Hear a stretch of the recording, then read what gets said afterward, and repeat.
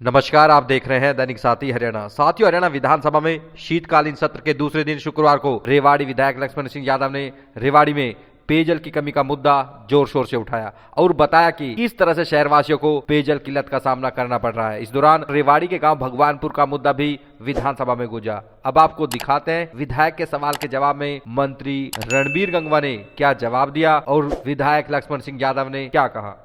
अध्यक्ष महोदय, मैं माननीय सदस्य को बताना चाहता हूं कि जो रेवाड़ी के जल भंडारण की बात के लिए इन्होंने कहा है 80 एकड़ ज़मीन, इसमें हमने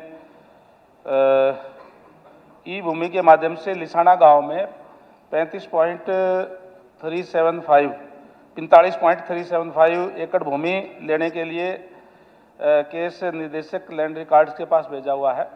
और क्योंकि इतनी ज़मीन इस पे आई थी, अगर वैसे तो 80 एकड़ की थी, डिपार्टमेंट चाहता था कि बड़ा इसमें बनाया जाए।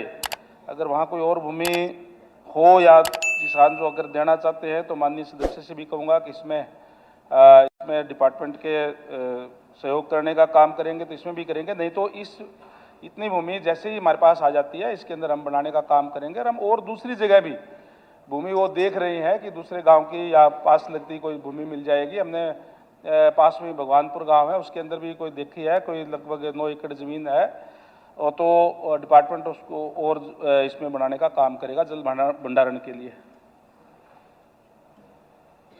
मंत्री जी ने ठीक बताया है, धरातल की सच्चाई बताई है, इसके लिए तो धन्यवाद। आप इसकी चिंता कर रहे हैं, लेकिन मेरा विषय ये है जी कि रेवाड़ी में 3 दिन के बाद पानी एक दिन आता है। तो आज रेवाड़ी की जो है लोग प्यासे हैं, तो इसमें जल्दबाजी ज़रूर दिखाएं, क्योंकि 1.5-2 साल से यही प्रक्रिया चल रही है, ये आगे नहीं बढ़ रही।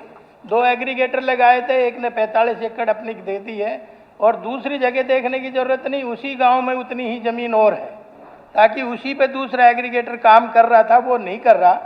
तो और ये 53 एकड़ में भी बन जाएगा। 8 एकड़ भूमि पंचायत की है और 45 एकड़ के लिए किसानों ने अपने एफिडेविट दे दिए। तो इसको बस खरीदा जाए ई भूमि पोर्टल के माध्यम से। जितनी जल्दी खरीदी जाएगी उतनी ही रेवाड़ी के लोगों को सुविधा मिलेगी। दूसरी चर्चा करी है भगवानपुर ज़मीन की।